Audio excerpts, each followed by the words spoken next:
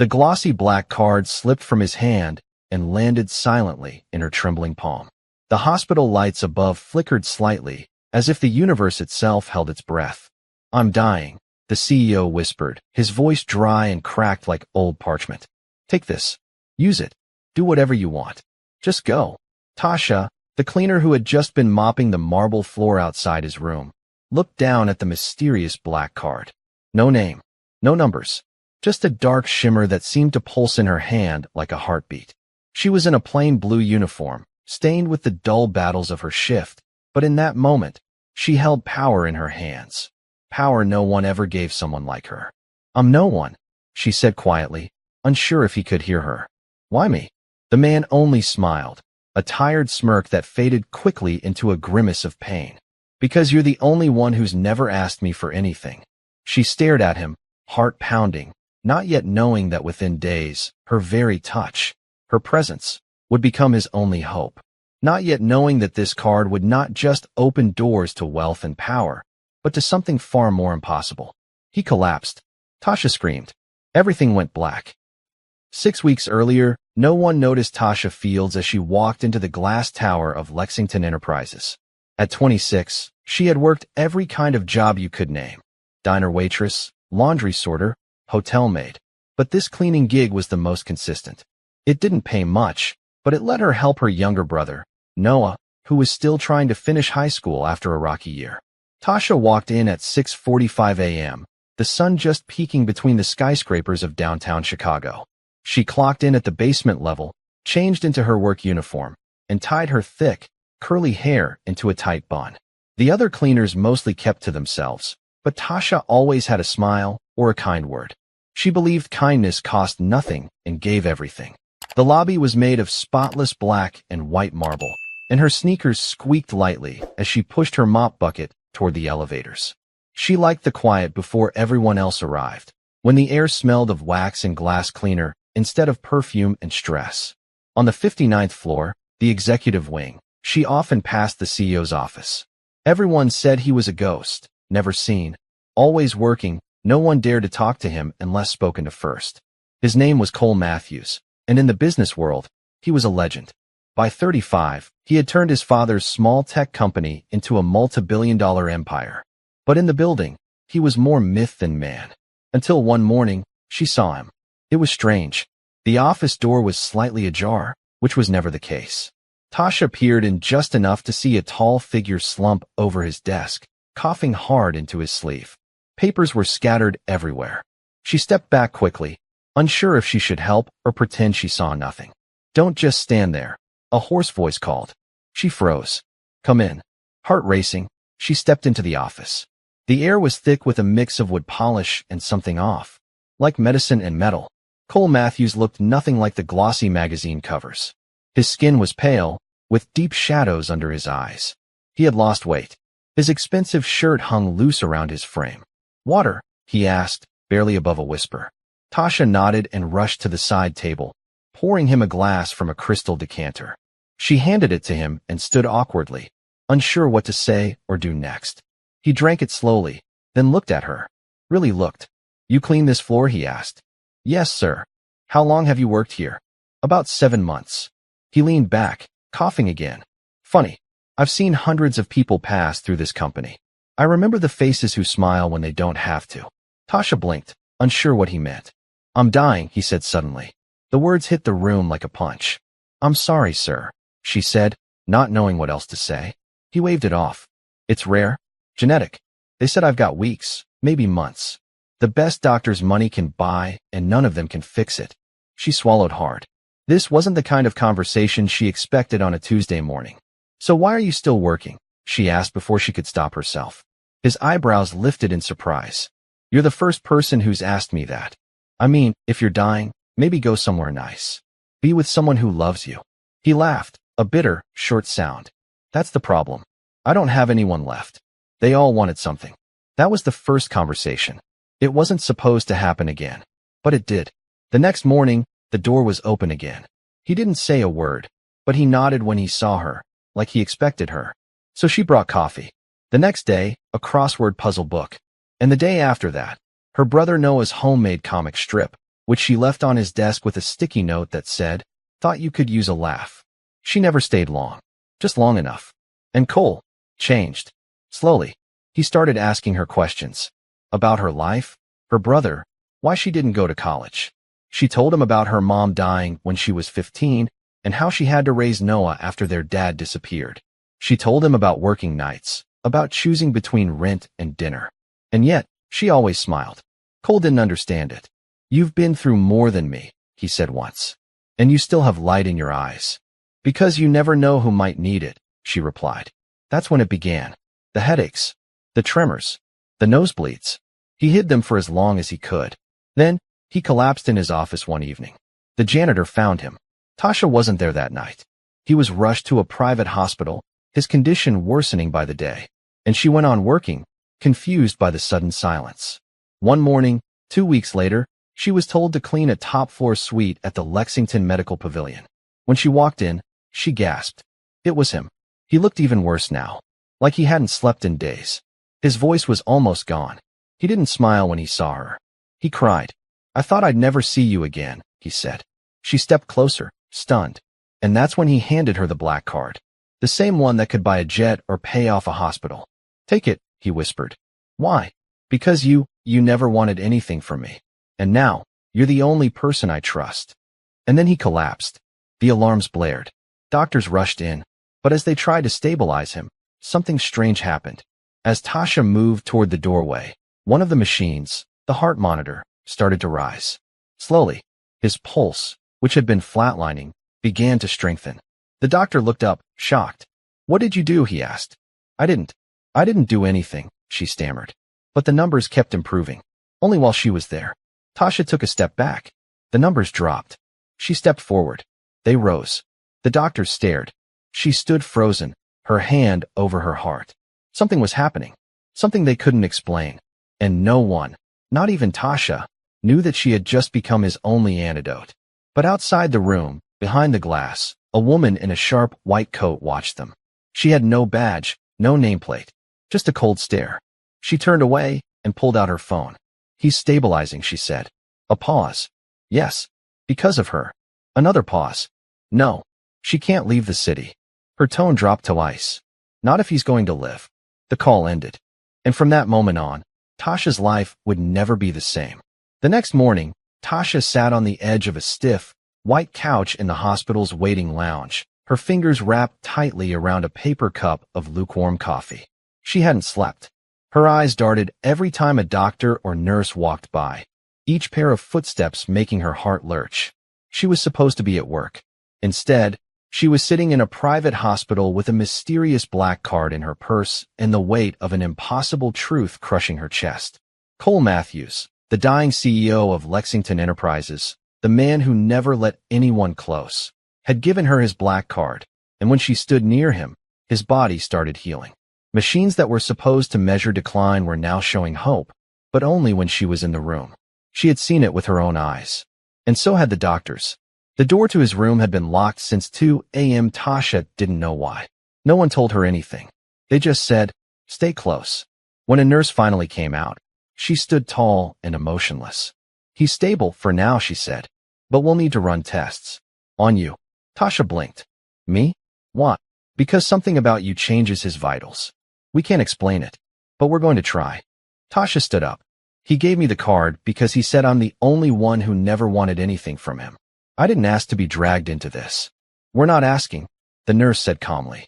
Before she could argue, a woman in a charcoal gray suit appeared. Mid-40s, sharp eyes, military posture. "Ms. Fields, I'm Dr. Eliza Monroe. I head the private research division overseeing Mr. Matthews' care. I thought this was a hospital, not a lab." Dr. Monroe smiled. "It's both." Tasha felt a chill run down her spine. "I'd like to ask you a few questions in private." "I'd like to leave," Tasha replied, clutching her purse. "You're free to go anytime," Dr. Monroe said smoothly. "But you should know, Mr. Matthews' condition deteriorates sharply when you're not present, and stabilizes only when you're within a 10-foot range." Tasha's heart sank. "That's not normal," she said. "No," Monroe replied. "It's not, which is why we want to understand it." Tasha looked past her, down the long hallway toward Cole's room. "Is he awake?" Not yet. Then I'll wait here, she said firmly. Monroe's jaw tightened, but she didn't argue. As you wish. 2 days passed. Every hour, they asked Tasha to walk into the room, stay for a few minutes, then leave. They tracked everything. Her footsteps, her breathing, even the temperature of the air around her. When she was near Cole, the machines hummed brighter. His brain activity picked up. His oxygen levels climbed. But the moment she stepped out of the room, everything faltered again. The doctors called it proximity stabilization. Tasha called it terrifying. She had no idea how or why this was happening. She didn't believe in magic or miracles. She believed in work, in honesty, in grit. She had cleaned up enough messes in life, spilled drinks, broken dreams, people's leftover cruelty. But this wasn't something she could mop away. On the third morning, a nurse gently shook her awake. Tasha had fallen asleep in the lounge again, curled up in one of the chairs, her hoodie pulled over her eyes. He's awake, the nurse whispered. Tasha sat bolt upright. She was brought into the room slowly. Cole lay in the bed, pale but conscious. He turned his head and smiled weakly. You came back, he said. She almost laughed, half in disbelief, half in relief. Of course I did. You gave me a black card and then passed out. What was I supposed to do? Go shopping? He chuckled, then winced. Ouch. Still hurts to laugh. You're lucky I didn't smack you with that card. I might have deserved that, he said. She pulled the chair close to his bed. Why'd you give it to me, really? He looked at her, eyes softer now. Because you showed up. Every day? And not because of what I had. Tasha looked away. You don't know me. I know you didn't take advantage when you could have. That's more than I can say for anyone else in my life. They sat in silence for a few seconds. Then he said something that changed everything. They're going to want to keep you here. They think you're the reason I'm getting better. Tasha already knew. She just didn't know what it meant. I'm not a lab rat, she said. I know. That's why you have to be careful. They won't force you. But they won't let you walk away either. She swallowed hard. I'm just a cleaner, she said. What am I supposed to do with all this? Cole reached over slowly and placed his hand over hers. You might be the only thing keeping me alive, he said. So don't let anyone tell you that you're just anything. She looked at him, and for the first time, saw not a CEO, not a billionaire, but a man, scared, alone, and trying not to fall apart. Later that evening, Tasha snuck out for fresh air. The hospital roof was quiet, and the wind carried the smell of the city, a strange mix of concrete, gasoline, and late-night pizza. She called her brother, Noah. Hey, he answered. You okay? She smiled. Yeah, just tired. Still at work? Sort of. Want me to heat up some of that stew you like? I left it in the fridge. Her heart warmed. You're finally learning how to cook. I didn't say it would be good stew. She laughed softly. I'll be home soon. Promise. Promise. She hung up, exhaled deeply, and leaned against the railing. And then, she wasn't alone. A soft click behind her. She turned sharply. 2 men in dark coats stood by the roof exit. We need you to come with us, one of them said. Her stomach dropped. Why? Dr. Monroe wants to run more tests. She didn't want to interrupt your call. Tasha stepped back. She can ask me herself. One of the men moved closer. Let's not make this difficult. And suddenly, it hit her. She wasn't free. Not really. Not anymore. She turned to run. But something flashed in the sky. A red light. No, not the sky. From the rooftop next door. A tiny beam of red landed on the chest of one of the men. A laser. Seconds later. Crack. A shot. The man dropped. Tasha screamed. The second man pulled a gun. Another shot. He dropped too. Tasha stood frozen. Breath gone. On the roof across from her, a shadowy figure stepped back from the edge, vanishing behind the blinking lights of a satellite dish. Then, silence. Alarms didn't go off. No one else was there. She turned back to the hospital door, heart pounding like a drum, and bolted down the stairwell. She didn't know who saved her. She didn't know who wanted to take her. But one thing was clear. Someone out there knew exactly what she was, and they were willing to kill for her. Tasha didn't stop running until she reached the bottom of the stairwell. Her sneakers slammed against the cold concrete, her breath sharp in her chest, her hands trembling. Her mind was chaos, gunshots, lasers, shadows, the way those men dropped like dolls with their strings cut. Who were they? Who was the shooter? Why was this happening?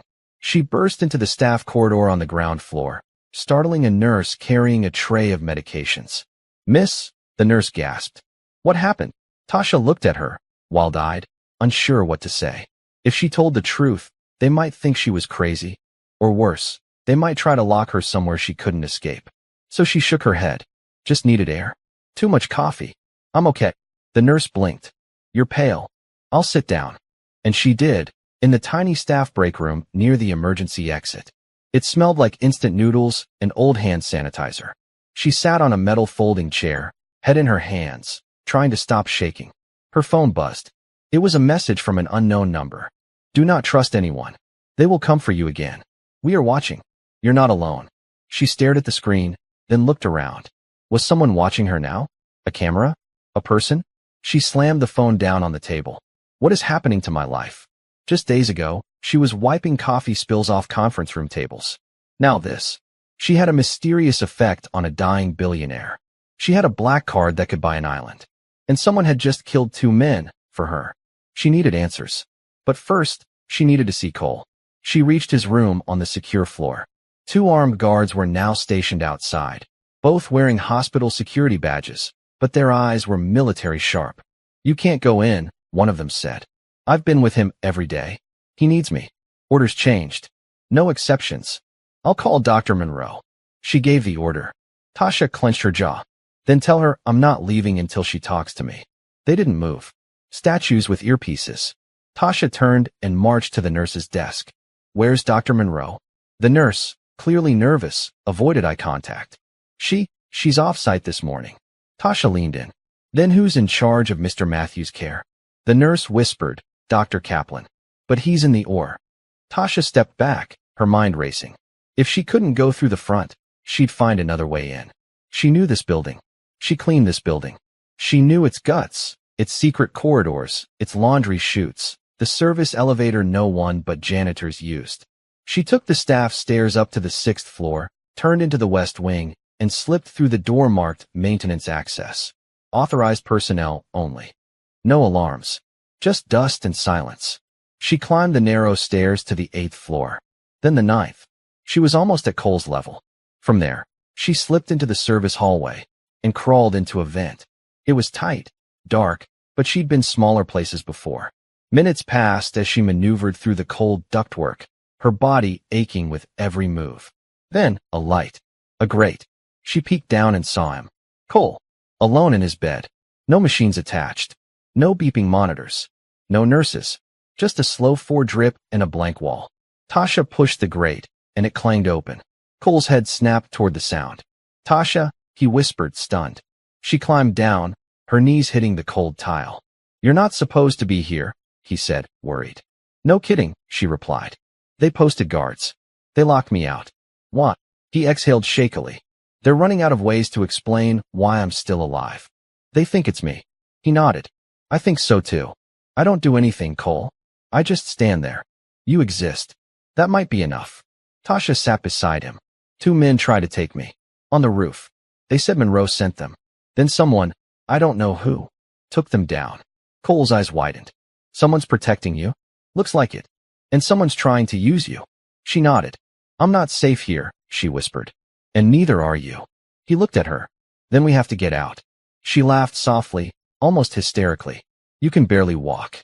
He reached under the mattress and pulled out a folded piece of paper. A map. You're not the only one who knows this building, he said. There's a secure elevator through the research wing. I had it installed years ago. Leads straight to the sub-basement parking garage. She blinked. You really don't trust people, huh? Money teaches you things you wish you didn't learn. They moved quickly. Cole could walk, barely, leaning on her shoulder. The hallway outside was empty, strangely so. Almost too quiet. As they reached the door to the research wing, Tasha hesitated. Are we really doing this? She asked. Cole looked at her. Do you want to be locked in a room forever? No. Then yes, we're doing this. She nodded and opened the door. And froze. Dr. Monroe stood waiting. Her arms were crossed, eyes colder than ever. Behind her were 3 men in black suits, all armed. I was hoping you'd try this, Monroe said calmly. Cole tensed. We're leaving, Eliza. You can't, she replied. Not without her. I'm not a prisoner, Tasha snapped. You're not, Monroe agreed. Yet. The guard stepped forward. And then, boom. An explosion rocked the building. The lights flickered. An alarm blared. Smoke began to pour from the opposite end of the hallway. A voice crackled through the hospital intercom. Code Black. Evacuate all wings. I repeat, Code Black. Monroe's face twisted. What have you done? Cole smiled weakly. You're not the only one who knows how to make a backup plan. Suddenly, a woman in a white lab coat appeared behind Monroe. But instead of helping, she tackled one of the guards. Chaos erupted. Tasha grabbed Cole's arm and ran. Through the smoke. Past the stunned guards. Into the elevator marked staff only. They made it. Just as the doors closed, a bullet struck the frame, sparking fire. Tasha hit the basement button. As they descended, the elevator groaned, shaking slightly. She looked at Cole. He was smiling through the pain. You planned this? She asked, breathing hard.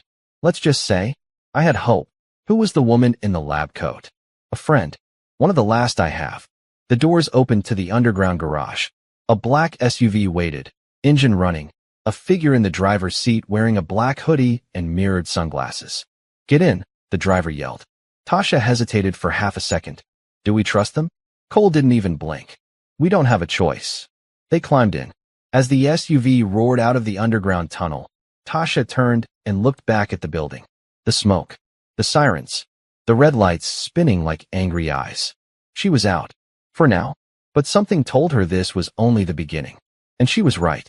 Because less than an hour later, her name would be on the evening news. Not as a cleaner, not as a suspect, but as the miracle girl who could save a dying billionaire. And the world? The world was about to come knocking. The SUV tore through the wet streets of downtown Chicago, tires squealing as it rounded corner after corner. Rain splattered against the windows, making the city lights shimmer like stars on the glass. Tasha sat in the back seat, heart thudding, staring at the driver through the rearview mirror. He hadn't said a word since they got in. Neither had Cole. He leaned against her, breathing heavily, one hand pressed to his side where he'd been clipped by flying debris during the blast. He wasn't bleeding badly, but he was fading fast again. Tasha saw it in the gray returning to his skin. Every time she shifted away from him, even by inches, he seemed to weaken. The driver finally spoke. Destination secured. 20 minutes out. Hold tight. Who are you? Tasha asked, leaning forward. You'll know soon enough, the driver said. Right now, keep him conscious. Tasha turned to Cole and gently nudged his shoulder. Hey, stay with me. He gave her a tired smirk. I'm not going anywhere. Not with you here.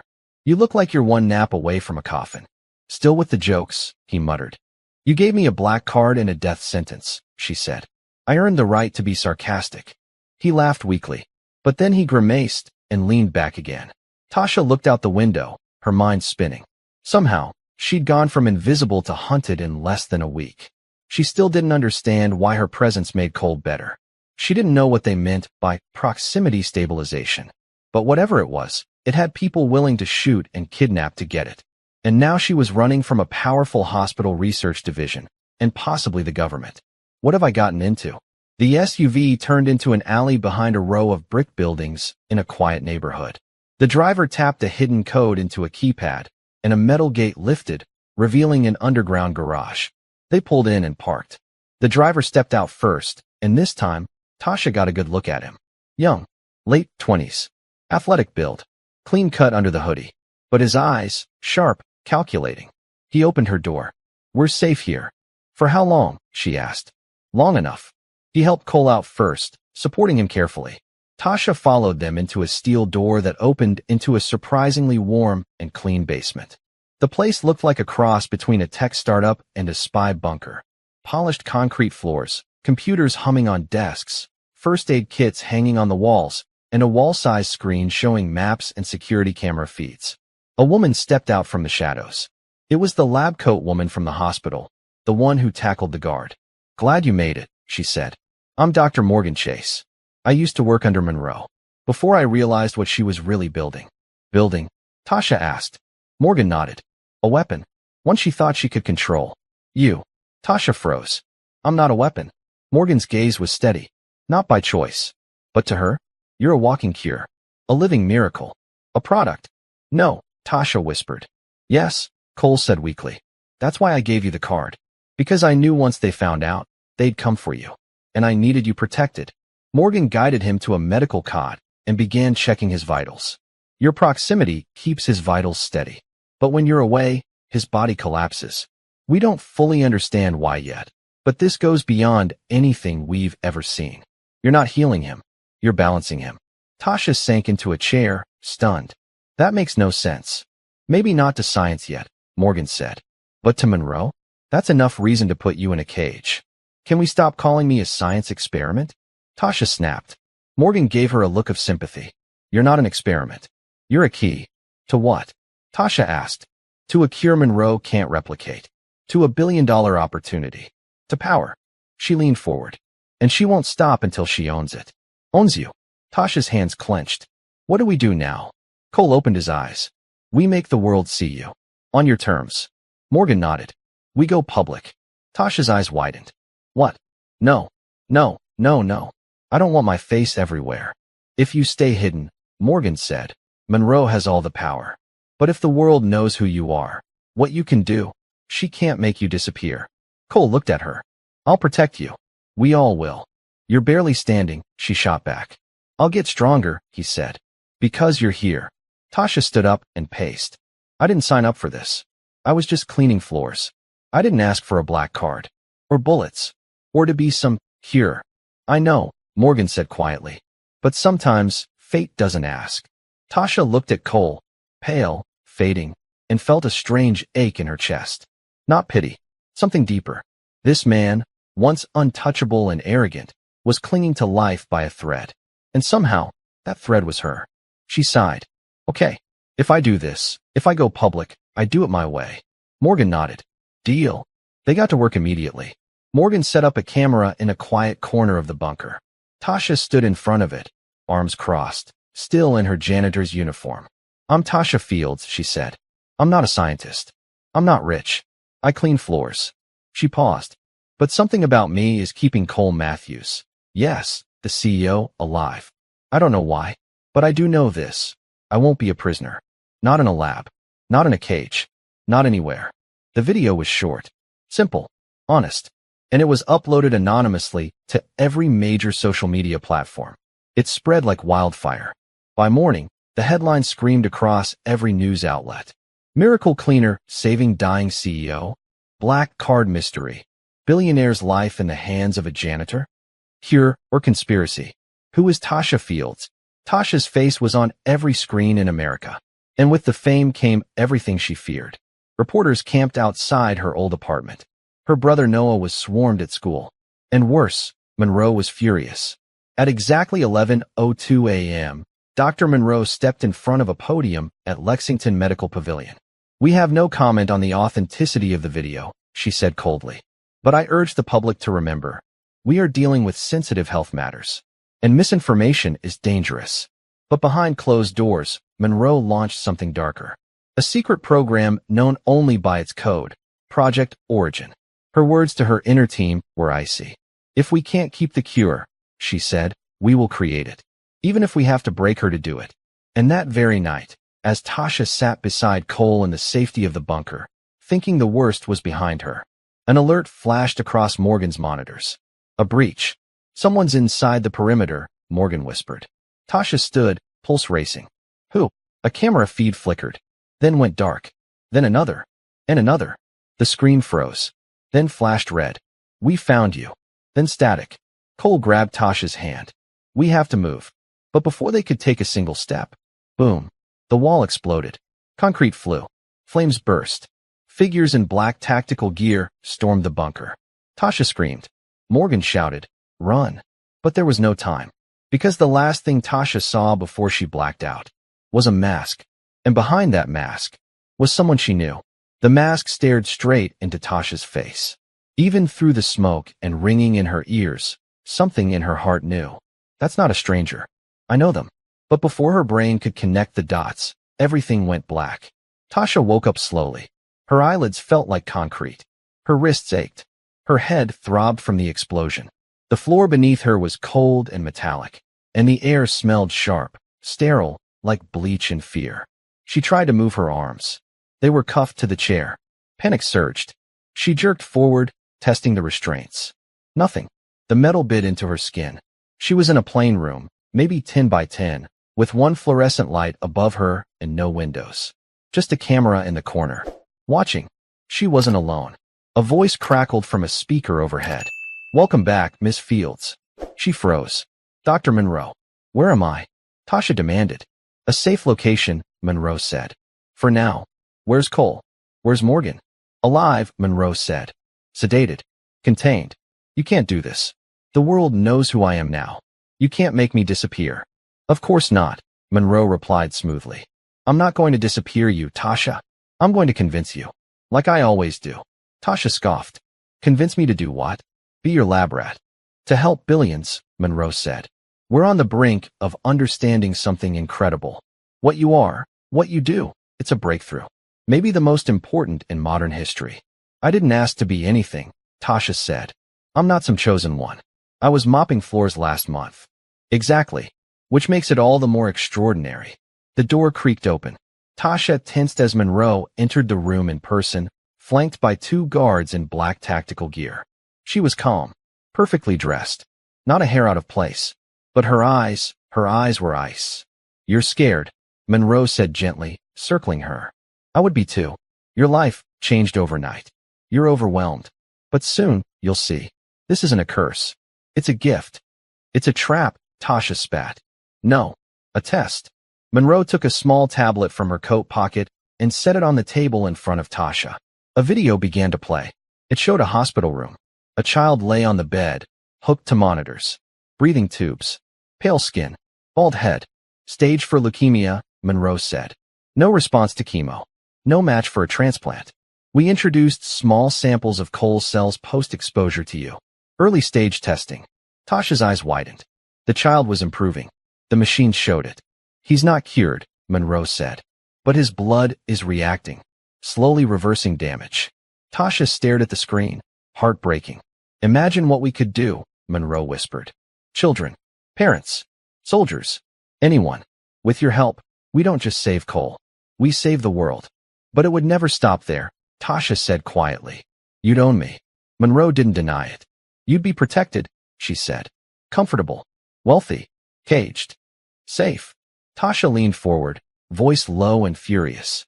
"You don't want to help the world. You want to control it." Monroe's mask cracked, just for a second. "Control is necessary," she said, "to avoid chaos, to prevent your gift from falling into the wrong hands. It's already in the wrong hands." Monroe turned to leave. "You'll come around," she said. "They always do." Tasha struggled as the door shut again. She screamed, pulled against the cuffs, kicked the table. Nothing. But then she heard it. A sound. Small. Mechanical. She stopped. A faint click. Inside the wall panel behind her. Then another. The panel popped loose. Out slid a tiny black device. No bigger than a pen. It extended legs. Scuttled across the floor. A robot? Tasha blinked. Then a voice. This one very different. Whispered through the earpiece that slid out of the little bot's back. "Tasha, don't scream. It's Morgan." Her heart jumped. "Morgan? You're alive. We tracked your signal. Couldn't get close until now. I hacked into their perimeter. You've got 6 minutes.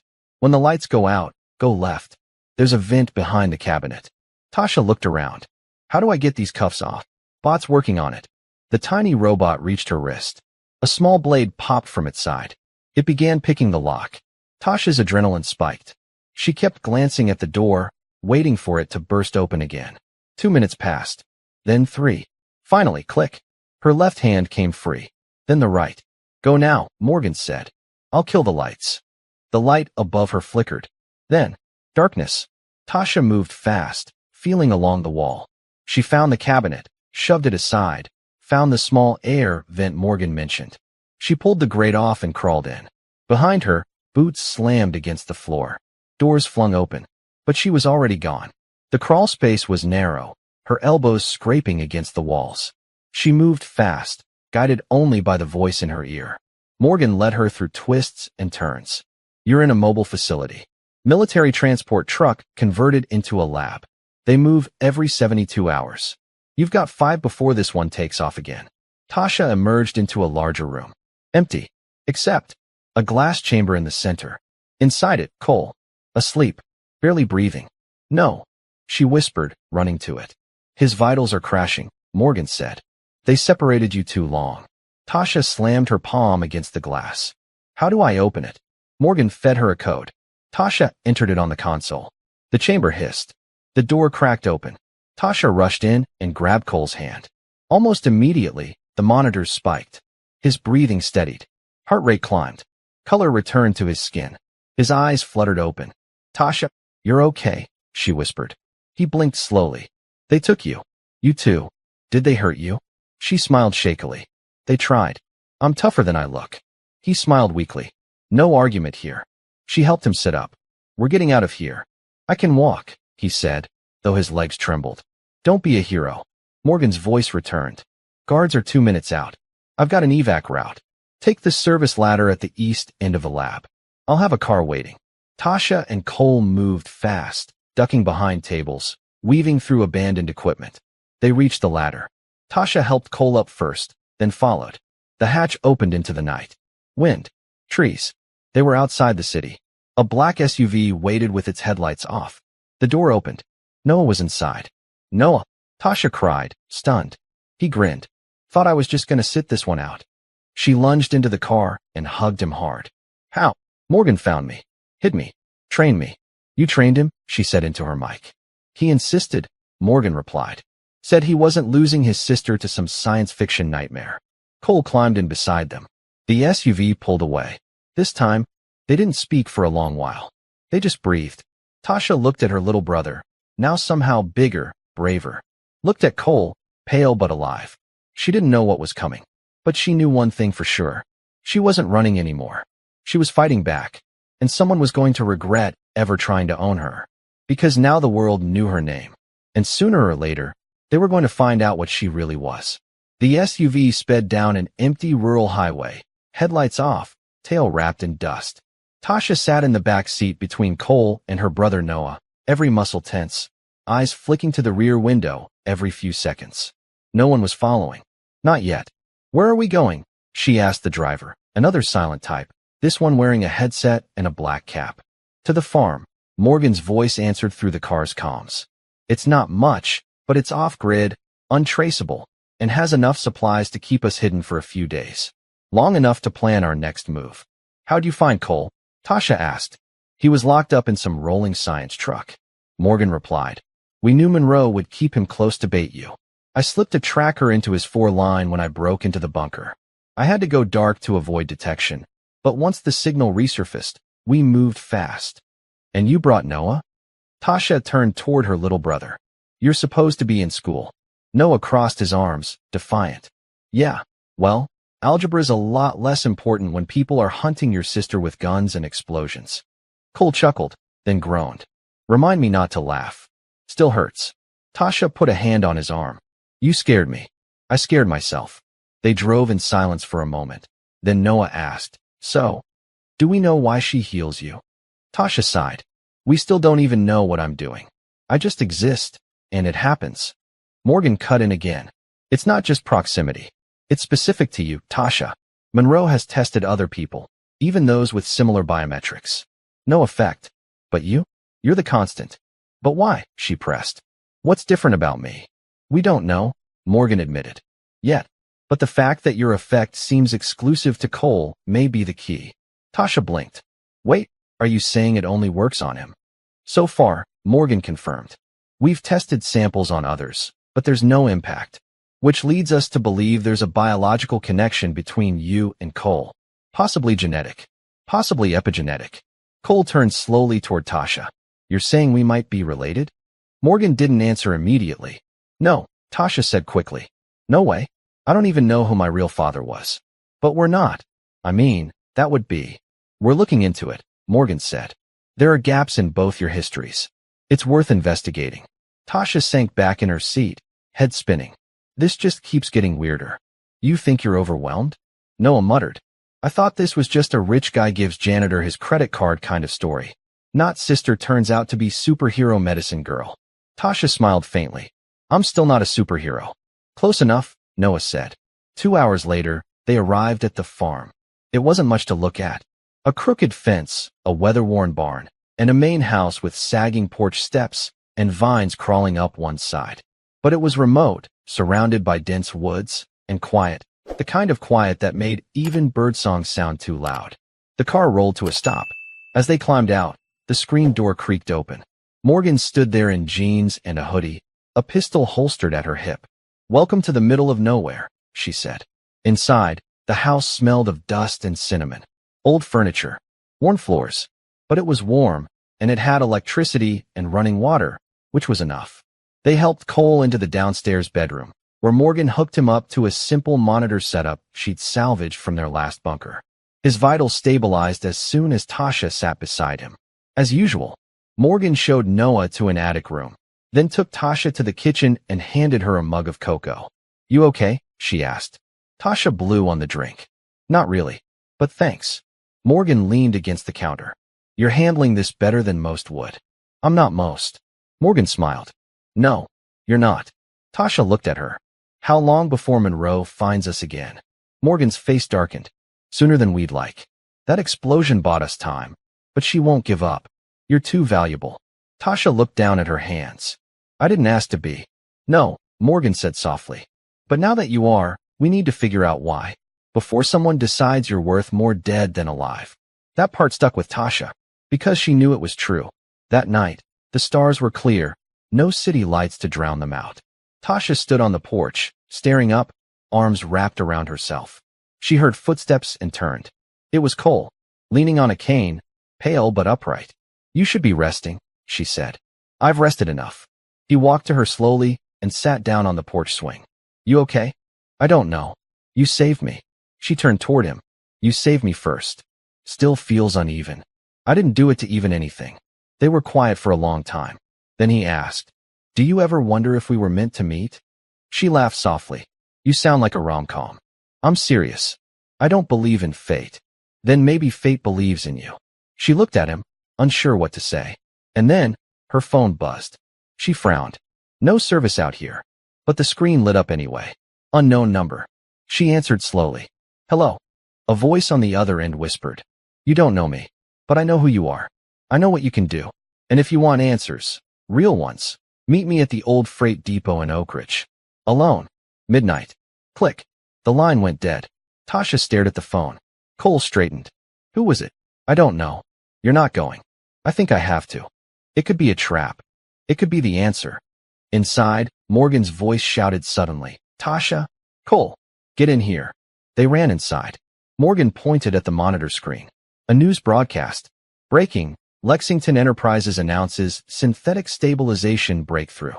On screen, Monroe smiled, surrounded by reporters. "Thanks to advanced genomic reconstruction," she was saying, "we have begun replicating a version of the phenomenon we observed in Ms. Fields, without the need for her presence." Tasha's jaw dropped. "She's lying?" "She's bluffing," Morgan said, "trying to bait you out." But then the feed shifted to a lab. A patient hooked up to machines. Vital signs rising. Stabilizing. "Wait," Morgan whispered. The patient on screen turned their face toward the camera. Tasha stepped closer. Froze. Her mouth fell open. Because the person Monroe was using as her new test subject was her mother. The mother she buried 11 years ago. Or thought she did. Tasha stumbled backward, eyes wide. "No," she whispered. "That's not possible. That's not." But it was. It was. Morgan's voice was quiet. "That's how she's going to get you. Not with guns. Not with soldiers." Cole stood frozen beside her. "She's going to use your past." Tasha stared at the screen. Tears welled in her eyes. Her hands trembled. And somewhere deep inside her, something broke loose. Not fear. Not confusion. But fire. She turned to Morgan. "Get me to Oak Ridge." Morgan blinked. "You're going to meet the voice on the phone?" "Yes." "And what about Monroe?" Tasha's jaw clenched. "We're going to finish this." Because now it wasn't just about healing Cole. Now it was about her mother. Now it was personal. And someone was going to answer for every lie ever told. Tasha had never driven through darkness like this. The truck Morgan gave her was old but quiet, its headlights low as she steered through the winding backroads of Oak Ridge. The tiny town had long since died. Boarded-up diners, rusted gas pumps, and empty storefronts whispered of lives moved on or lives lost. The moon was thin overhead, just enough light to stretch her shadow across the cracked asphalt. She was alone. Morgan had insisted on backup, but Tasha had shaken her head. If this person really has answers, she'd said, they won't show if they see a convoy. I need to go alone. Cole hadn't liked it. Neither had Noah. But this wasn't about comfort anymore. This was about truth. The freight depot loomed ahead, half collapsed, its metal walls folded inward like a crushed can. Old train tracks curved behind it, swallowed by weeds and time. She parked behind a water tower and got out, heart racing. A clock somewhere in her head ticked toward midnight. She walked slowly, phone in one pocket, Morgan's backup comm in the other. No lights, no voices, just wind scraping tin and the soft rustle of leaves. Then, footsteps. Behind her. She spun, heart leaping. A figure stepped out from the shadows. A man, average height, black hoodie, hands visible, palms open to show he wasn't holding a weapon. You came, he said. Who are you? Tasha asked. The man took a few steps closer but kept his distance. My name's Simon Hale. Used to be a researcher. I worked with Monroe. Until I found out what she was really doing. Tasha's voice was sharp. You're the one who called me. Yes, because I think I can help you. She narrowed her eyes. Everyone says that. I'm not here to sell you anything. I'm here to tell you something. Something I couldn't before Monroe buried the project records. What records? Simon reached into his coat slowly and pulled out a small flash drive. This is everything she didn't want you to see, including the truth about why your presence heals Cole Matthews. Tasha stepped closer. You're saying you know why? Simon nodded. It started 26 years ago, he said. Lexington was funding gene therapy research for neurological diseases. Experimental, unethical, mostly buried under dummy companies. One of the researchers, Dr. Elsie Fields. Tasha's heart dropped. My mother? Simon nodded slowly. She wasn't a patient. She was the lead. Tasha stared. Simon continued, voice soft. Your mother created the project. She used her own genome as the foundation. She believed she could create a regenerative sequence, one that would correct the body's breakdown before it happened. But she wasn't allowed to continue. The board shut it down. Tasha whispered. She told me she was a nurse. She lied to protect you, Simon said. When they killed the program, they tried to erase every trace. Your mother took her research and ran. You were the only living result of her work. No, Tasha breathed. No, that can't. Your body, Simon said, produces a unique protein sequence, one not found in any known human subject.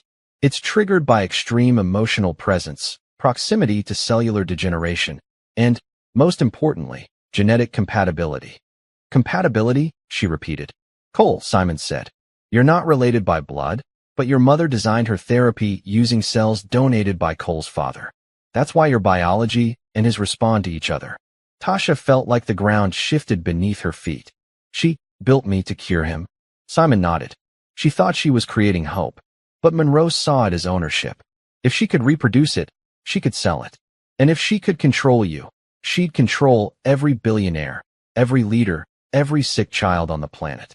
Tasha backed away slowly. Why are you telling me this now? Because Monroe didn't just fake your mother's death, Simon said. She's keeping her alive. Barely. Trying to draw you out. But your mother's not the same anymore. The testing broke her. Tasha clenched her fists. I want to help you stop her, Simon said. But we need to move fast. Monroe's about to launch the next phase of her operation. She's already told investors that her version of your gift is ready. She's wrong. It's unstable. And if she releases it, people will die. Tasha's voice came out cold. Where is she? She's moving everything to a remote facility in Arizona. High security. Off-grid. But I know how to get in. Before Tasha could reply, her comm buzzed. Morgan's voice crackled through, laced with panic. Tasha, get out of there. Now. It's a trap. Gunshots in the background. The line went dead. Tasha spun to Simon. You set me up. No. Simon raised his hands. That's not. Snap. A tranquilizer dart hit his neck. Simon's eyes widened. He fell hard. Tasha ducked instinctively. Another dart missed her by inches. She ran. She tore through the grass behind the depot, lungs on fire, heart screaming. Her mind raced. Not again. They weren't going to take her again. She zigzagged through rusted train cars, weaving past shadows, until a spotlight slammed down on her from above. A drone. Voices echoed behind her. Target sighted. Moving east. Do not kill. She dove behind an old storage bin. Another dart missed, hitting the metal with a sharp ping. She pulled the comm from her pocket. Morgan. Cole. They're here. Simon's down. Static. She looked around. No way out. Then she saw it. A narrow storm drain half covered by vines. She ran and dropped to her knees, tearing the vines back. Slipped in. Darkness swallowed her. Bullets rattled against the metal behind her, but she kept crawling. No turning back now. Back at the farm, chaos reigned. Morgan had been ambushed from the outside. Gas bombs through the windows, boots breaking down doors. Cole and Noah had managed to escape through a tunnel Morgan had built beneath the barn. They regrouped by a nearby creek, hiding under a fallen tree as drones buzzed overhead. She's not answering. Cole whispered, his fingers trembling around the burner phone. She'll be okay, Noah whispered, clutching a flashlight. She's tougher than all of us. But inside, he didn't know if that was true. Cole looked up at the moon and made a promise in his heart. I'll find you, Tasha, no matter where they take you. But Tasha wasn't taken. Not yet. She crawled through the narrow storm tunnel for what felt like miles, bruised, scratched, and gasping. Finally, she reached a rusted grate. She kicked it free and emerged in a creek just outside town. She collapsed under the cover of trees, tears and rage mixing on her face. Her own mother had designed her to be a cure, a prototype. She wasn't just a cleaner anymore. She wasn't even just a person. She was a solution. But now, she was something else entirely. She was awake, and she was done running. She looked at the stars and whispered, "They want a weapon?" She stood, blood dripping from her hands. "I'll give them one." The next morning, the forest was silent. Not peaceful, heavy, like it knew something had shifted. Tasha stood on the edge of the creek, soaked in mud, leaves tangled in her hair, blood crusted on her elbow. Her reflection in the water looked like someone else. Someone harder, sharper, someone dangerous. She had spent the rest of the night walking. No phone, no food, just rage. Every time she thought she was free, Monroe had another chain waiting. Every time she tried to understand what she was, someone wanted to rewrite the truth. They didn't want her healed. They wanted her harnessed. But now she knew. She wasn't some fluke. She was made, designed, built for one purpose. But if they thought they could program her like a machine, they were about to find out. Tasha Fields had a mind of her own. She found a gas station just outside town and bought a burner phone with cash she kept folded in her sock, the one thing she always carried, even when she was scrubbing toilets. She dialed the number she'd memorized. Morgan answered instantly. "Tasha? Oh, thank God. I'm fine. You disappeared. We lost your signal. They tried to trap me again. Simon Hale's down. I don't know if he made it out." Morgan was silent for a beat. "I heard the darts." Tasha closed her eyes. "He told me the truth, Morgan. About my mom. About what Monroe's building. I'm not a miracle. I'm a project. We need to talk in person. Where are Cole and Noah?" "Safe. For now. Then I'm coming to you." "Too risky. We're moving locations again." "But," Morgan paused, as if checking her surroundings. "You're not the only one who heard from Hale. He sent me a separate file. Something encrypted. And you need to see it." Tasha frowned. "What is it?" "I haven't opened it yet. It's voiceprint locked. To you." Tasha gritted her teeth. "Send me the coordinates. I'll meet you. No more hiding." Morgan hesitated. "You sure?" "I'm done being a secret." 2 hours later, Tasha was inside an abandoned mining facility in Utah, hidden in the cliffs. Morgan, Cole, and Noah were already there, along with an older man with gray stubble, military tattoos, and a look that said, "I don't ask questions I don't want answered." "This is Duke," Morgan said. "Ex-Black Ops. He's been helping us build a resistance network." "Resistance?" Tasha raised an eyebrow. Cole, sitting on a metal crate with a blanket over his shoulders, looked up. "You think Monroe's just going to stop at me? Once she controls your biology, she'll replicate it. Sell it. Use it. She'll decide who lives, who dies." "She's planning more than just a product launch," Morgan added. "She's planning global control." Tasha folded her arms. "So we stop her. How?" Noah asked. "It's not like we can walk into her lab and demand a DNA report." Morgan turned and tapped a key on her laptop. "We don't walk in. We break in." She turned the screen toward Tasha. A 3D map of a massive desert compound appeared. Fences, towers, drones, underground tunnels. "This is Project Origin's core facility. They call it the Vault. Everything Monroe has. Research, patient trials, your mother.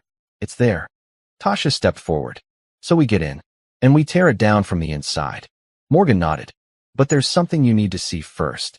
She inserted the drive Simon had left behind. The screen flickered. A video started playing. Tasha's knees buckled. It was her mother, but younger, healthier, in a lab coat. Experiment log number 47, the woman said. Subject, TF01. Age, for months. Tasha's breath caught. Her baby photo appeared beside the video. I used my own DNA to create the baseline, her mother continued. We introduced regenerative nanosequences and immune adaptations. Early results are promising, but the donor cells from subject CM's lineage show unprecedented compatibility. Stabilization rates are at 87%. The screen cut to her mother standing in front of a whiteboard, graphs scribbled across it. I don't know what they'll do with this. But if you're watching this, Tasha, I'm sorry. I didn't want this for you. I just wanted to save lives. I didn't think they'd turn you into the cure. The video ended. Tasha stood frozen. Then she turned to Morgan. We hit the vault. We go in. We rescue my mom. We shut Monroe down. Duke stepped forward. We've already mapped out 2 entry points. North tunnels clear at shift change. South wings covered in thermal cameras. We'll need a distraction. I'll be the distraction, Cole said. He stood slowly, still weak, but with new fire in his eyes. She wants me to. I'll give her a reason to open the doors. No, Tasha said sharply. You said you wanted to fight, he said. So do I. I'm not sitting this out. Noah raised a hand. I'll take the tunnels. Smallest guy always fits through the air vents. Absolutely not, Tasha and Cole said in unison. Guys, Noah said seriously. They already took everything from us. I'm not letting them take you. Morgan looked around the room. We have one shot. Monroe's public demo is in 48 hours. She'll reveal the so-called replicated cure to a group of investors. If we're going to stop her, that's our window. Tasha nodded slowly. Then let's wreck her show. 2 days later, Monroe stood in a white lab chamber surrounded by glass walls, cameras, and the top 1% of the global elite. Politicians, CEOs, military leaders. She was flawless, smiling, confident. Today, she said, you will witness the future of medicine. A miracle born from science. Contained, controlled, marketed. She pressed a button. A test subject, gaunt, sickly, was rolled out in a chair. Another button. A synthetic dose was administered. Watch, Monroe said, as the body begins to repair itself. No surgery, no chemotherapy, just restoration. The monitors beeped. Numbers climbed. The room gasped. Tasha, hidden in the ventilation shaft above, watched silently. Noah was with her, feeding her directions. Morgan was outside, running the signal jammer. Cole was in the east corridor, his appearance drawing attention from the guards.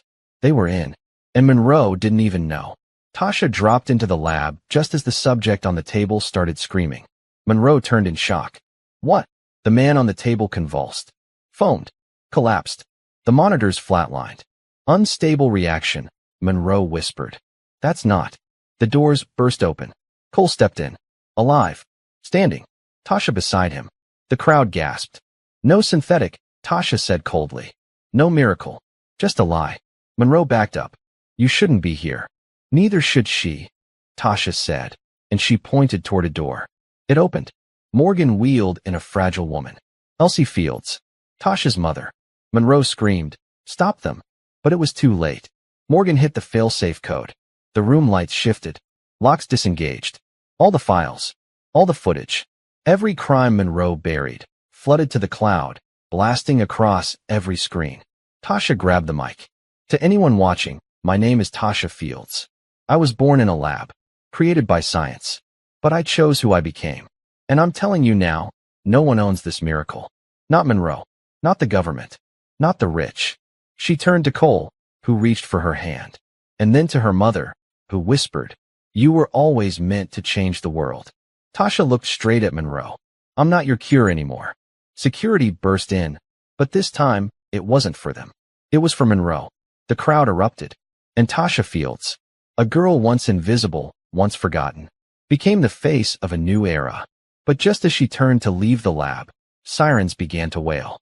Morgan's voice crackled through the earpiece. Tasha, there's something else. Another program. Deeper. Hidden. Tasha froze. What do you mean?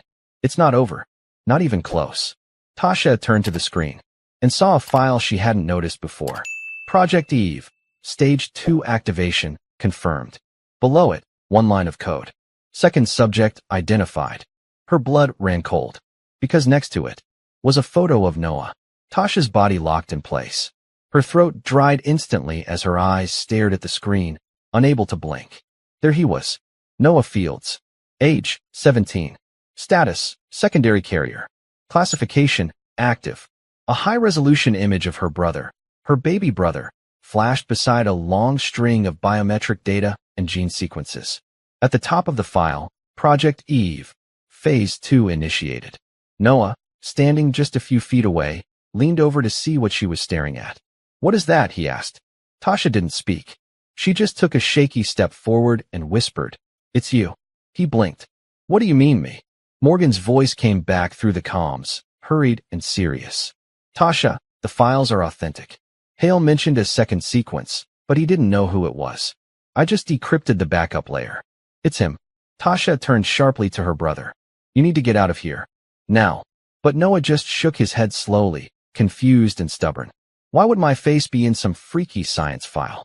Morgan's voice was grim. "Because your mother didn't just design you, Tasha. She built a failsafe." "A what?" "A second subject. Same base genome, but modified to mature slower. A kind of backup plan.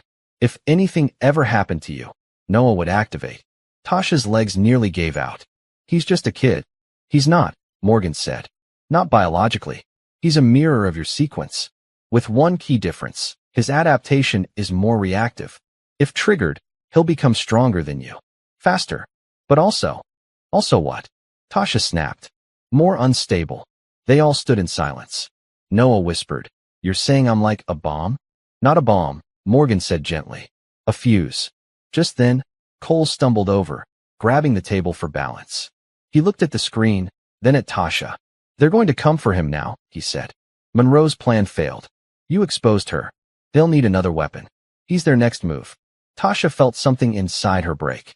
She had just pulled the truth into the light, freed her mother, revealed the lies, and now this? They wanted her brother? "Not happening," she growled. "We'll run," Noah said, trying to sound brave. "Like before. I'll hide." "No," Tasha said. "No more running.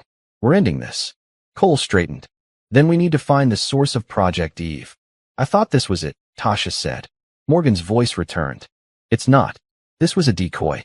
A stage set for investors. But the real Eve lab? It's hidden. And now that the file activated, it means they're opening it." "Can you trace it?" Tasha asked. "I'm trying," Morgan said. "But it's firewalled through something different. Military grade. Someone else is involved now. Someone bigger than Monroe." As Morgan said it, another file unlocked on the terminal in front of them. A seal appeared. U.S. Department of Advanced Bioweapons Research. Operation Warden. Below it, authorization granted for retrieval of subjects. E01 and E02. Tasha blinked in horror. "They're not just coming for Noah," Cole whispered. "They're coming for you too." At that exact moment, sirens screamed through the compound. Morgan's voice exploded through the comms. "Inbound aircraft. Black choppers. No ID. We're out of time." Tasha grabbed Noah's hand.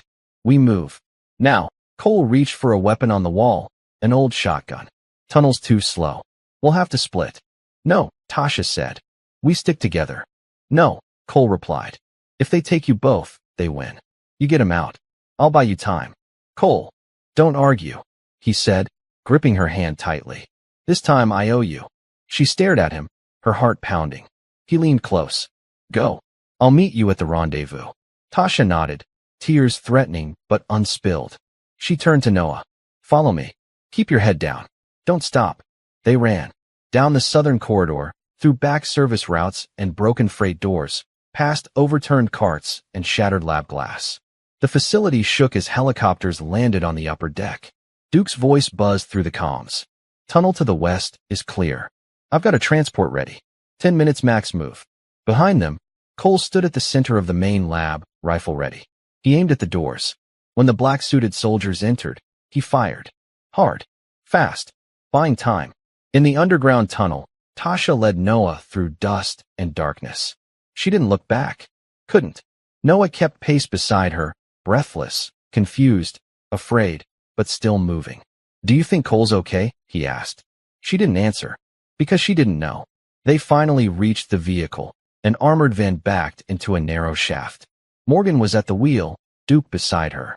Tasha shoved Noah inside and jumped in after. "We're good, go." The engine roared, and they shot into the shadows of the canyon, the rocks swallowing them like a mouth. Morgan drove like her life depended on it, because it did. "Where are we going now?" Noah asked. "To the truth," Tasha said, because this wasn't about escape anymore. It wasn't about survival. It was about war. Someone out there had taken her mother, designed her, hunted her, and now targeted her brother. Someone bigger than Monroe, bigger than Lexington, bigger than all of them. As the transport vanished into the rising sun, Morgan finally cracked the last firewall on the encrypted file. One final location blinked into view. A desert compound in Nevada, deep in the earth. And above it, Project Warden, main installation. Tasha stared at it. This was where it all began. Where her mother built her. Where Monroe lost her soul. And where the people in the shadows now waited, ready to reclaim their property. Tasha clenched her fists. "Noah and I aren't your weapons." She looked at the screen. "We're your reckoning." The Nevada sun was ruthless. It baked the desert floor like an open oven, bleaching bones and sand alike under its fierce gaze. But beneath the miles of cracked earth and scrub lay a secret, buried so deep not even satellites could trace its heart. Project Warden. Morgan's stolen satellite feed gave them a rough idea. A square mile of restricted airspace, patrolled by unmarked drones and camouflaged rovers. No visible entrances. No roads in or out. It was designed to be invisible and invincible. But Tasha wasn't intimidated anymore. She sat in the back of the transport van, sweat trickling down her spine, studying every frame of the schematics Morgan had compiled. Beside her, Noah chewed his lip, a habit he'd had since he was a kid. He hadn't spoken much since learning he was the second subject. But his silence wasn't weakness. It was focus. They were both changing. Morgan sat in the front seat, staring through binoculars at a distant ridge. Duke stood beside her, checking weapons and radio frequencies. His face, normally unreadable, was creased with tension. "This place gives me the creeps," he muttered. Morgan nodded. Because it was never meant to exist.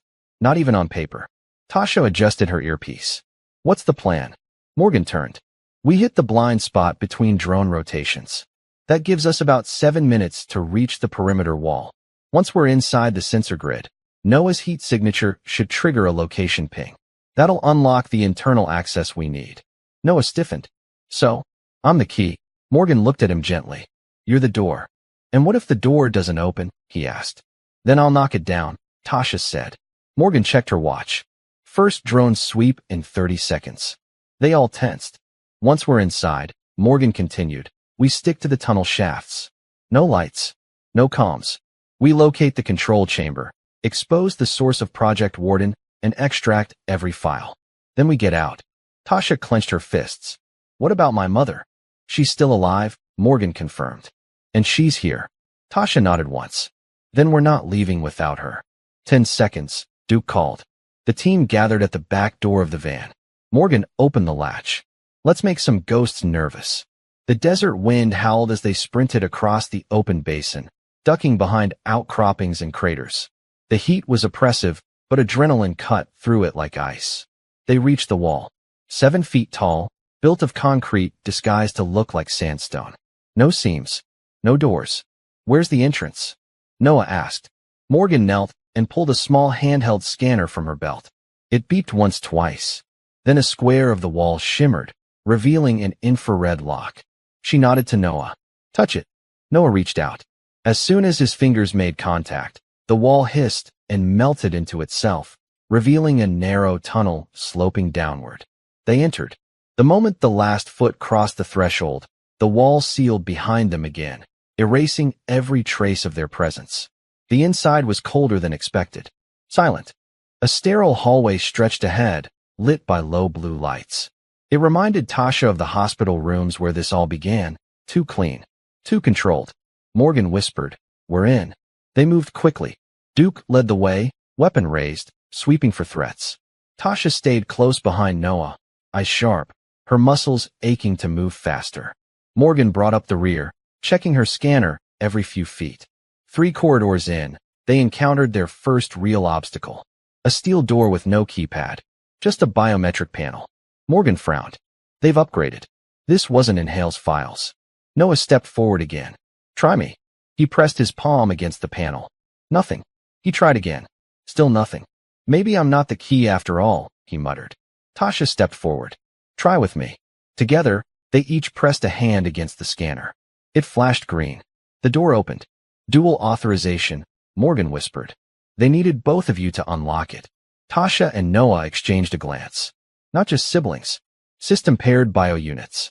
They didn't say it out loud, but the look they shared said enough. They kept moving. Past abandoned labs. Past sealed cells with empty beds and shattered restraints. And then, they heard the hum. Faint. Mechanical. Alive. Morgan pointed to a chamber ahead. This is it. Inside was a massive cylinder, 50 feet high, glowing faintly red, cables snaking from its core. The lights shifted as they approached, sensing their presence. This is the seed, Morgan said. The original database. All the genetic work. All the logs. It's connected to every part of Project Warden. Can we destroy it? Noah asked. Tasha stepped forward. No. We expose it first. Then we burn it. Morgan inserted a spike drive into the console. I'll pull everything. But as the data started pouring into her laptop, the lights shifted. From blue to red. A voice echoed through the chamber. Unauthorized access detected. Security protocol initiated. Tasha looked around. That's not good. Duke cursed under his breath. Suddenly, vents above opened. From them, gas began to pour. Morgan grabbed a mask and threw another to Tasha. Duke shouted, "We're triggering their lockdown." Then, the door behind them slammed shut. Tasha pulled Noah behind a crate, both of them coughing. "Go for the failsafe." Morgan shouted through the gas. Tasha reached the center console, eyes stinging. There, just visible, was a lever labeled primary core shutdown. She yanked it down hard. The lights cut out. Gas stopped. Emergency backup kicked on, low power. But the seed was offline. Tasha panted. "Morgan, I'm okay," came the reply. "I've got the drive. We've got what we came for." The doors reopened. They raced out. Alarms blared behind them. The whole vault began to shake. Morgan barked. "They're activating the purge protocol. We have 3 minutes before this entire place turns into dust." They ran. Duke took the lead, blasting through a new wave of security drones. Sparks and shrapnel filled the air. Then, Tasha heard it. A voice. Small. Familiar. Tasha, she skidded to a stop. Turned. Through a glass panel, behind layers of shielding and wires. Her mother. Alive. Pale. Hooked to machines. But awake. "Go," Morgan shouted. "We don't have time." Tasha slammed the emergency panel beside the glass. It shattered. She ripped the cords from her mother's arms. Elsie's eyes fluttered. "You came." Tasha hugged her tightly. "I always was going to." She carried her out, barely feeling her weight, her body running on adrenaline and rage and pure will. They reached the surface tunnel just as the ground shook. A rumble split the air. The vault was collapsing. But they made it. The hatch sealed behind them. The desert swallowed the explosion like it had always been waiting. 2 hours later, under the stars, Tasha stood beside a campfire outside their safe house. Her mother slept nearby. Morgan was cataloging the drive. Cole and Duke were treating wounds. Noah sat quietly, staring at the sky. Tasha joined him. "You good?" she asked softly. He nodded slowly. "I'm scared." "Me too. What if they come back?" "They won't," she said. "We cut the route. Burned it to ash." He looked at her. "So what now?" Tasha looked into the fire, her reflection dancing in the flames. "We write our own future," she said. "No labs. No experiments. No files." Noah leaned his head against her shoulder. But just as peace began to settle in her bones, Morgan's laptop chimed. A message appeared. Auto transmission, global node intercepted. Then a single line of text. Project Eve status, escaped. New host detected. Under it, a photo. A teenage girl. Unknown. Unrelated. But her vitals. Identical to Tasha's. Morgan whispered, "She's not the last." Tasha stood slowly, fire reflecting in her eyes. No, she said. She's the beginning. The fire crackled in the desert night, but the warmth on Tasha's skin had turned cold. She stared at the screen on Morgan's laptop. The girl in the photo couldn't have been older than 16. Pale freckles, wide, confused eyes, a hospital gown, hooked to sensors, somewhere in Europe, based on the signal node. Below her picture were the familiar vitals, elevated cell regeneration, stabilized immune response, and the same synthetic markers buried deep in Tasha and Noah's DNA. She wasn't just like them. She was one of them.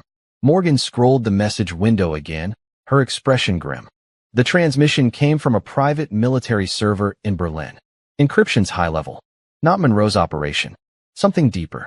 Duke stepped closer, jaw clenched. Meaning someone else's hands are in this. Cole rubbed his face with a shaking hand. How many more of them are there? Morgan didn't look up. That's the real question. Tasha stepped away from the laptop, fists clenched. I thought this ended with Monroe.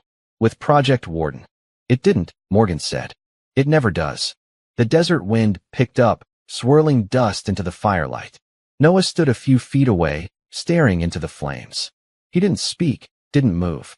Just stood still, his face blank, like he was holding something down deep inside that he didn't have words for yet. Tasha walked over and touched his shoulder. You okay? He flinched, then gave a small nod. Do you think she's scared? That girl? Probably. Do you think she knows what she is? Tasha swallowed. I didn't. You didn't. She might be alone. Tasha didn't answer that. Because she was alone. And that meant someone, some group, had picked up where Monroe left off.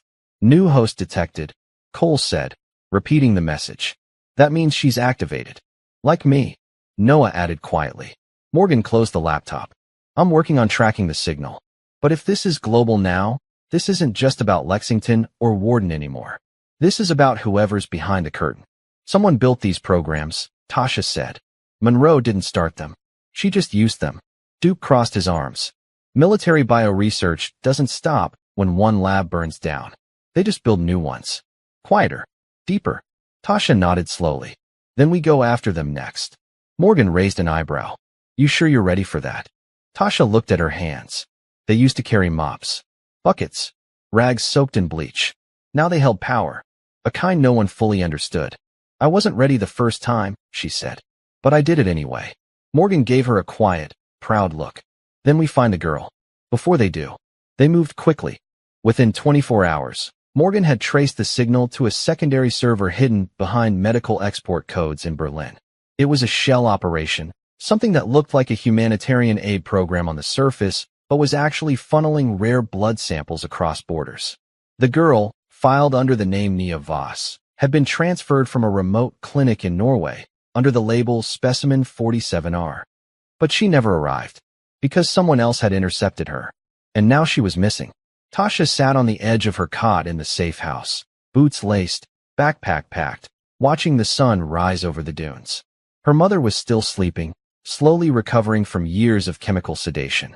Every time she opened her eyes, she whispered Tasha's name like a prayer. But Tasha couldn't stay. She leaned over and kissed her mother's forehead. I'll be back. I promise. Noah waited by the van, his face serious. You're really going to Europe? You're not, she said. You stay with Mom. Keep her safe. I can fight. I know. That's why I'm asking you to protect her. Noah hesitated, then nodded. Just come back. I will. Duke and Morgan stood nearby, loading gear into a private plane they'd commandeered with the last of Cole's private funds. Cole limped forward, still healing, still pale, but stronger every day. You don't have to go alone, he said. I won't be, she said, nodding toward Morgan and Duke. And you need to rest. He took her hand. You saved me, Tasha. She smiled. You let me. They held each other for a moment longer. Then she climbed into the plane. 12 hours later, they landed outside Berlin under the cover of night. The air was sharp and cold, and the city was a blur of ancient buildings and modern glass towers. Morgan handed Tasha a burner phone, a sat map, and a dossier with a red seal. According to Intel, the lab that held Nia was owned by a company called Aegis Prime. It's not public. It's not legal. But it's everywhere. Tasha opened the folder. Inside were photos.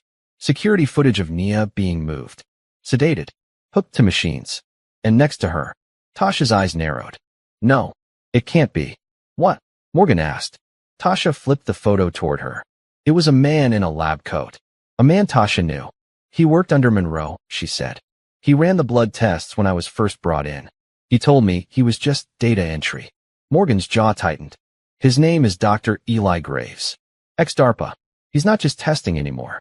He's leading Aegis. Tasha's voice dropped. He watched everything happen to me, and smiled while it did. Then he's our way in, Duke said. Tasha looked down at Nia's photo again. Alone. Terrified. Hooked to something she didn't understand. I don't care how deep they buried her, Tasha said. I'm digging her out. Later that night, dressed in stolen medical gear and armed with Morgan's access hacks, Tasha and the team infiltrated the Aegis compound through the old subway line. Inside, the walls were polished white. Cold. Every sound echoed like a threat. They moved silently past labs where no one should be working. But the rooms weren't empty. Inside, behind glass, other girls. 5. Maybe more. Each of them hooked to machines. Each of them unconscious. Each of them like her. Tasha stopped dead in her tracks. Morgan whispered, I had no idea. This is bigger than we thought. Tasha shook her head. It's just beginning. Alarms suddenly blared. A voice echoed through the hall. Containment breach. Primary subject, live. Authorization beta 1. Lights turned red. Doors began to lock. Then the intercom clicked again. A man's voice. Calm. Smooth. Tasha Fields. Welcome back. I was wondering when you'd come for her. Tasha stiffened. Dr. Graves. You're just in time, he said. She's waking up. The lab doors burst open.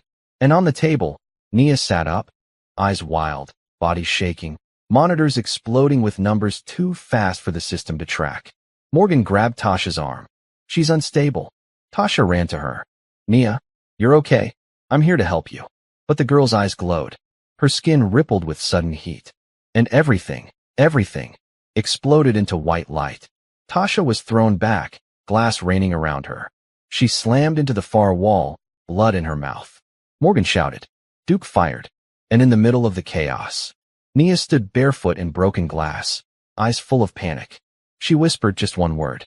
Why me? Tasha pulled herself to her feet and whispered back. I asked the same thing.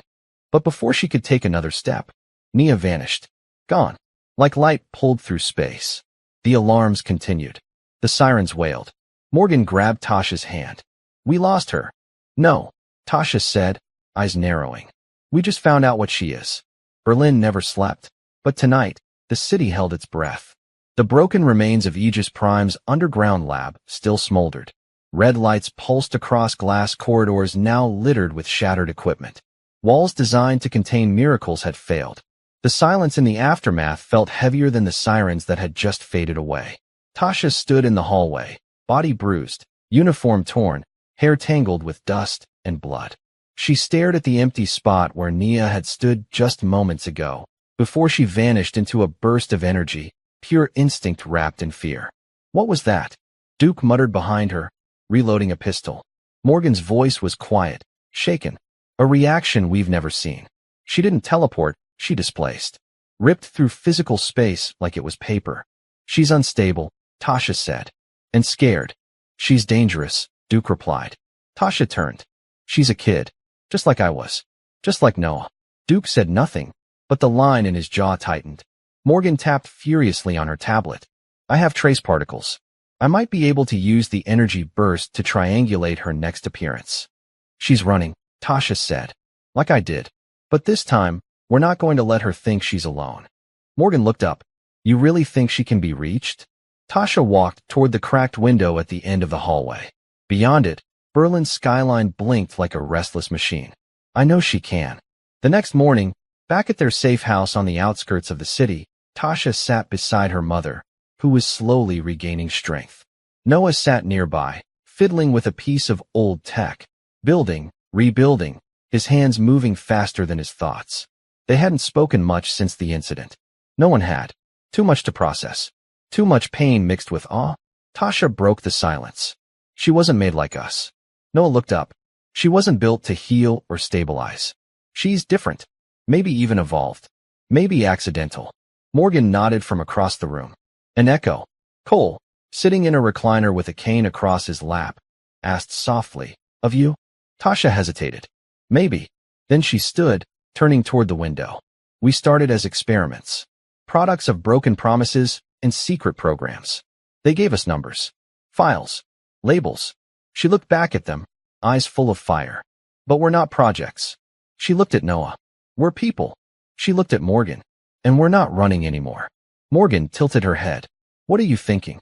Tasha picked up her black card, the one Cole had given her months ago, the one that had opened every door, except the ones that really mattered. She held it in the air, then snapped it in two. Something new, she said. No more files. No more labs. We build something better. Morgan raised an eyebrow. You're going public? Tasha nodded. No more hiding. We take back the narrative. We find Nia, and anyone else like her. We protect them before someone else tries to own them. And if no one believes you? Duke asked. Then we show them. Cole smiled faintly. A revolution led by a janitor. Tasha looked at him. Not a janitor. She stepped outside, into the sunlight. Just someone who was underestimated for too long. Within days, the footage leaked again. Not from the shadows. Not as a mystery. But from Tasha herself. A message played across the internet. My name is Tasha Fields. They call me a miracle. They call me a weapon. But I'm not either. I'm a person. And I'm not the only one. There are others. And they need to know they're not alone anymore. We're not hiding. We're here. We're watching. And if you try to hurt one of us, you answer to all of us. The world reacted instantly. Some were afraid. Some were inspired. And some, deep within new labs and governments, began whispering new names for new projects. But for now, for this moment, Tasha Fields was no longer just a cleaner with a black card. She was the spark of something unstoppable. A movement. A future. And somewhere, in another city, under another sky, a girl with glowing eyes watched the video on a stolen phone in a broken subway tunnel. Nia smiled, then disappeared again, this time by choice.